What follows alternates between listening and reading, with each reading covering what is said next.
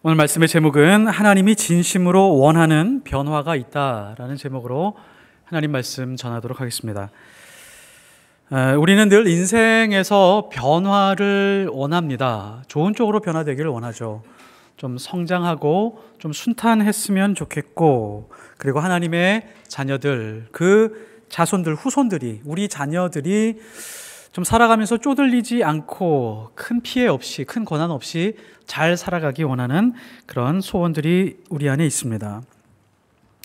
우리는 하나님의 자녀이기 때문에 하나님 앞에서 이러한 것들을 구하는 것 잘못된 거 아니죠. 또 하나님도 그렇게 구하라고 말씀을 하셨습니다. 또 주시겠다라고 약속도 하셨습니다. 하나님은 우리에게 좋은 것으로 주시고 싶어 하시는 분이십니다. 자, 이런 것들을 누리는 것만으로 이 세상을 살아간다면 무언가 좀 아쉬움이 있습니다. 왜냐하면 우리는 성장해야 되기 때문에 그렇습니다. 성숙해야 되기 때문입니다. 하나님의 자녀는 언제 성장했다는 것을 알 수가 있을까요?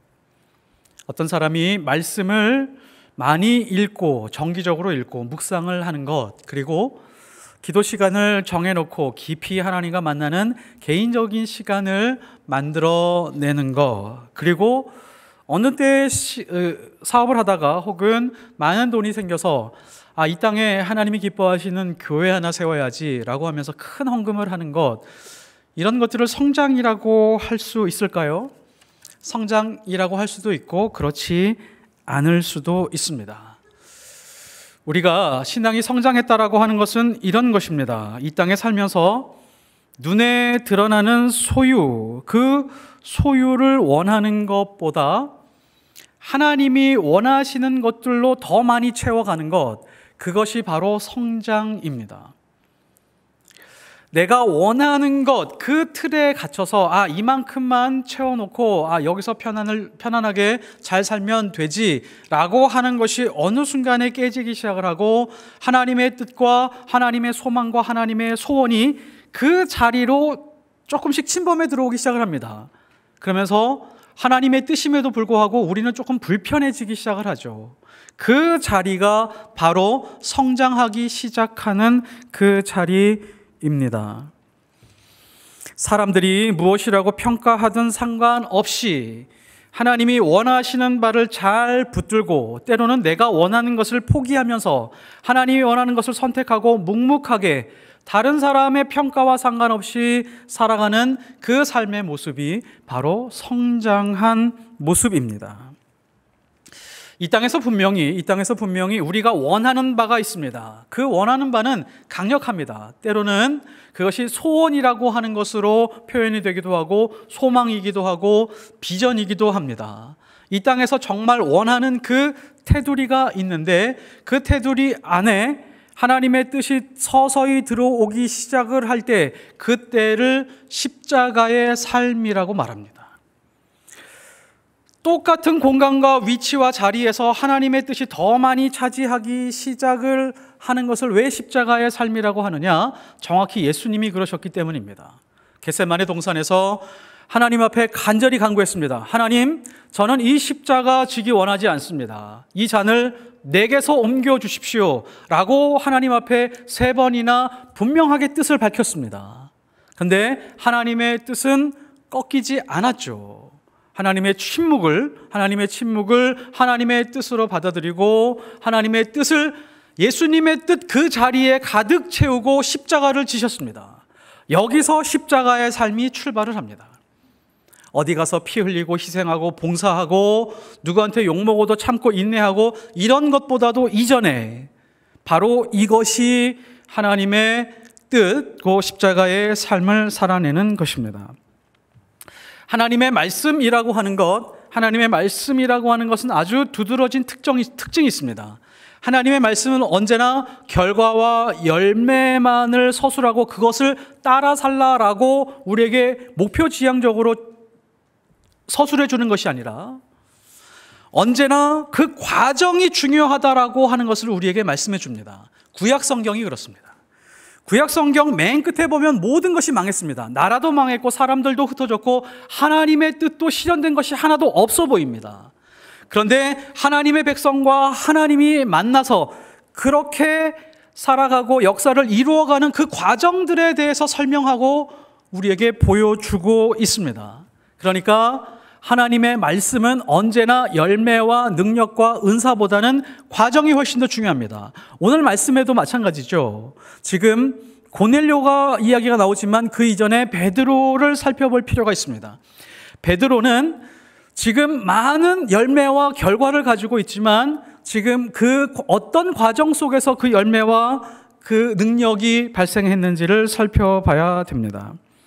베드로는 예수님을 만나고 수제자가 되었습니다. 예수님은 베드로에게 이렇게 약속해 주셨죠. 네가 한 그 고백 위에 교회를 세우겠다라고 약속을 합니다. 그 이후에 베드로는 3번이나 예수님을 부인하고 3번이나 사랑한다고 그렇게 고백을 했습니다. 부활 승천 이후에 오순절 성령이 임하고 베드로는 한 번의 설교로 수천 명이 예수를 믿고 세례를 받는 놀라운 일을 경험했습니다. 예루살렘 성전으로 올라가는 그 입구 성전 미문 앞에서 선천성 하반신 불구자가 베드로 때문에 일어나는 기적을 경험했습니다. 예루살렘 혹은 이스라엘의 공동체를 벗어나서 사마리아의 빌립이 복음을 전할 때 거기 가서도 복음을 증거하니까 성령이 내리는 놀라운 역사를 경험하기 시작을 했고 마음의 충격을 얻기 시작을 했습니다. 루다 지역 그리고 요빠 지역으로 가서 다비다 죽은 자를 살려내는 것을 기점으로 엘리야와 엘리사 선지자의 반열을 넘어서는 그런 능력을 발휘하게 되었습니다. 신학적으로는 더 놀랍습니다. 성경에서 성부, 성자, 성령 삼위일체를 직접적으로 경험한 사람들이 거의 한두 사람 손에 꼽힙니다. 베드로는 변화산 위에서 성부 하나님이 직접 음성으로 들려주는 그 음성을 들었습니다. 성자 예수님과 3년 동안 먹고 마시고 함께 지내게 됐고요. 오순절 성령에서 그 성령 강림의 첫 놀라운 역사를 경험했습니다. 그러니까 삼위일체 하나님을 온 인생으로 온몸으로 경험한 사람은 성경에 별로 없었습니다. 이제 베드로가 가진 능력과 은사만으로도 교회를 세워서 수십만 명이 모이는 그런 교회가 되고 거기서 수백 명, 수천 명을 양육하고 훈련시켜서 이방인 지역으로 선교를 보내면 아마 땅끝 명령을 잘 수행할 수 있는 그런 요건을 완벽하게 갖추고 있다라고 볼 수 있습니다. 자, 이제 질문을 한 가지 하겠습니다. 베드로에게 부족한 것이 있을까요? 베드로에게 부족해 보이는 것이 있습니까? 용을 아주 멋지게 그렸습니다. 용을 정말 실사판처럼 멋지게 그렸습니다. 그런데 눈을 찍지 않으면 진짜 용이 아닌 것처럼 베드로에게 부족한 점이 하나 있었습니다. 하나님이 그렇게 생각하고 있었습니다. 베드로의 문제점이 무엇일까요? 베드로의 생각과 마음이 문제였습니다. 베드로가 가지고 있는 생각, 베드로가 마음 먹고 있는 그 위치, 그것을 변화시키거나 그것이 무너지지 않으면 하나님은 베드로를 사용하지 않을 수도 있는 그런 위치에 있었습니다. 베드로는 요바에서 죽었던 다비다를 살려내고 다른 특별한 일정이나 집회를 잡지 않았습니다. 전에도 말씀드렸던 것처럼 그 주변 지역, 이스라엘 전 지역에서 베드로를 모셔서 중한 자들을 고치고 죽은 자들을 살려내고 싶은 수많은 대중들이 있었음에도 불구하고 베드로는 자기의 일정과 지역과 위치를 아주 극히 제한해 버렸습니다. 무두장이의 집으로 들어가 버렸죠. 베드로가 무두장이 집에 머무는 것은 사회적으로 굉장히 위험한 선택이었습니다. 유대인들 사회에서 지탄받고 혹은 징계받을 수 있는 그런 상황이었죠.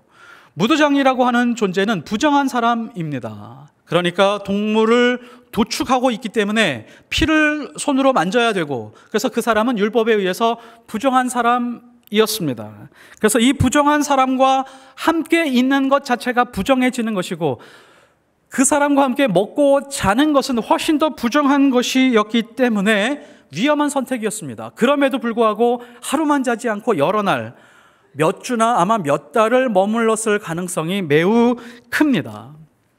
예루살렘 교회, 최초의 교회도 사도행전 11장에서 베드로에게 그것을 지적합니다. 마치 징계를 내리기 위해서 계획한 사람들처럼 베드로에게 지적을 합니다. 왜 무할례자의 집에 들어가서 함께 먹었느냐라고 추궁하기 시작을 합니다.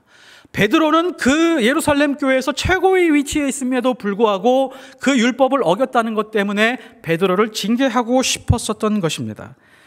이 사실을 알고 있었음에도 불구하고 베드로는 무두장이의 집에서 머물렀는데 왜 그랬을까요?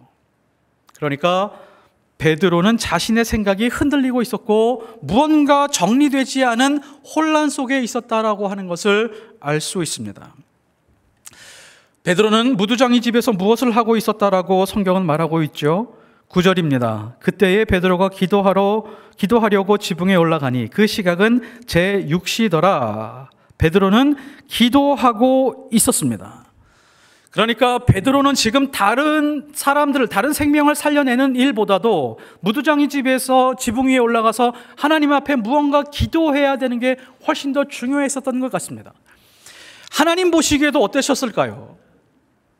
지금 당장 하나님께서 충만한 능력을 부어주셨기 때문에 이방인들 사마리아를 넘어서 그 주변에 유럽까지 진출하면서 복음을 증거하고 교회를 세워가는 것, 이것하고 무두장이의 집에 머물러서 기도하는 것, 그것보다도 그 두 개를 비교했을 때 어떤 것을 더 중요하게 생각하셨을까요?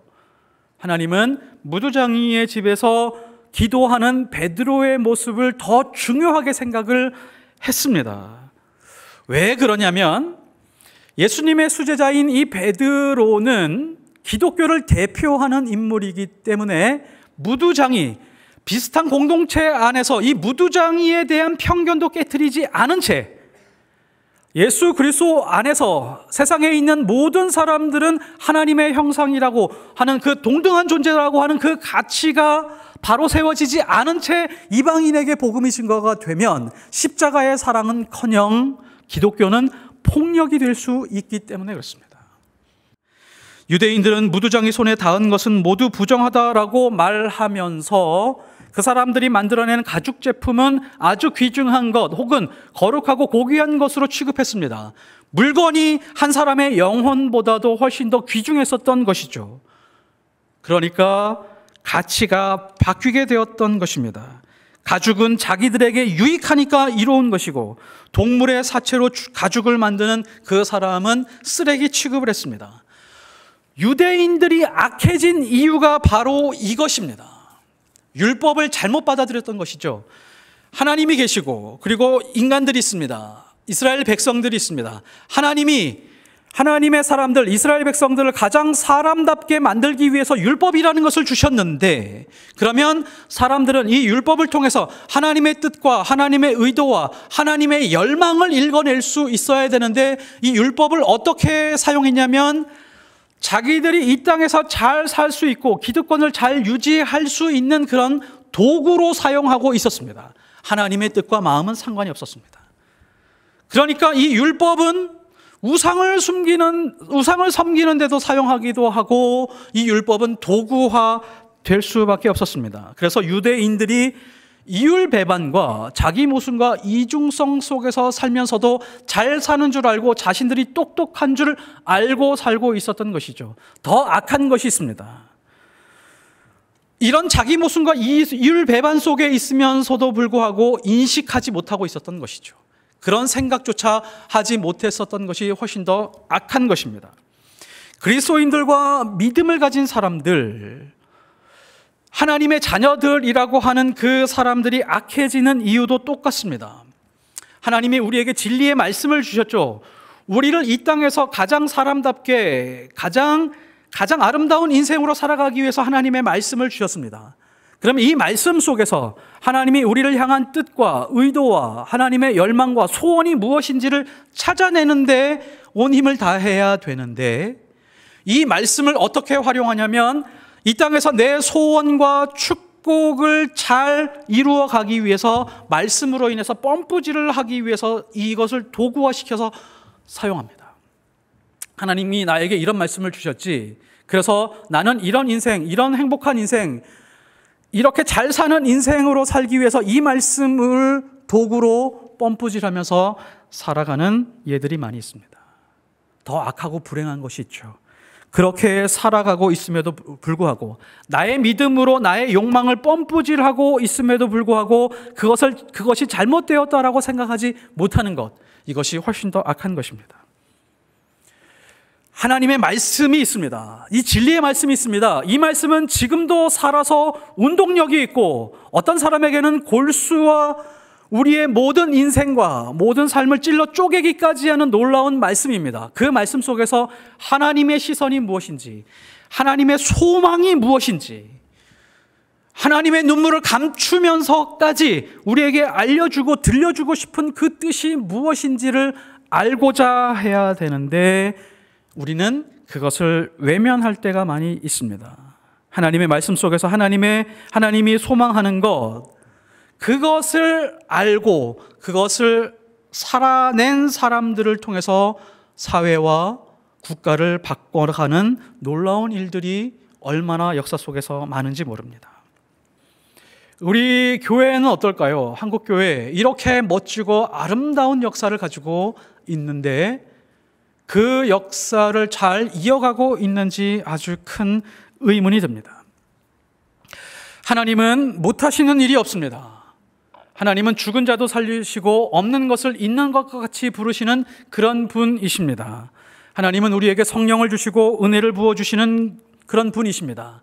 하나님이 우리에게 은혜를 부어주시고 성령을 부어주시는 것 어려울까요? 쉬울까요? 쉽습니다. 말씀의 능력을 주셔서 교회가 세워지고 교회를 부흥케 하는 것 어려울까요? 쉬울까요? 어렵지 않습니다. 그런데 하나님이 유일하게 어려워하는 부분이 있습니다. 하나님의 백성들을 부르고 하나님의 백성들을 통해서 하시고자 하는 일이 있는데 하나님이 유독 어려워하는 일이 있습니다. 무엇일까요? 그것은 바로 하나님의 백성들의 생각을 바꾸어가는 일입니다. 하나님의 사람들의 생각이 바뀌지가 않습니다. 우리가 지금 보고 있는 베드로를 한번 보십시오. 십자가 목격했습니다. 부활 두 눈으로 보았습니다. 성령 온몸으로 경험했습니다. 기적은 자기가 맛본 것이 아니라 자기가 베풀 수 있었습니다. 그런데도 베드로의 생각이 잘 바뀌지 않습니다. 사도행전 10장은 베드로의 생각이 완전히 바뀌어가는 과정을 드러내주고 있습니다. 이렇게 오랜 시간 하나님이 기다려야 되는 사람들의 생각들이 얼마나 굳건한 성과 같은지 모릅니다. 베드로에게서조차 무두장이와 같은 그런 계급에 있는 사람들을 부정하지 않다라고 하는 그런 생각으로 바꿔가는 데까지 굉장히 오랜 시간이 걸렸습니다. 그 부정하다라고 하는 그 사람들, 그 계층들에게 찍힌 낙인을 제거하는 데도 오래 걸렸는데, 이거를 제거하지 않고 이방인에게 보낸다라고 하면 이방인들에게 얼마나 큰 우월감과 얼마나 큰 폭력으로 다가갈지 아주 뻔한 것이죠.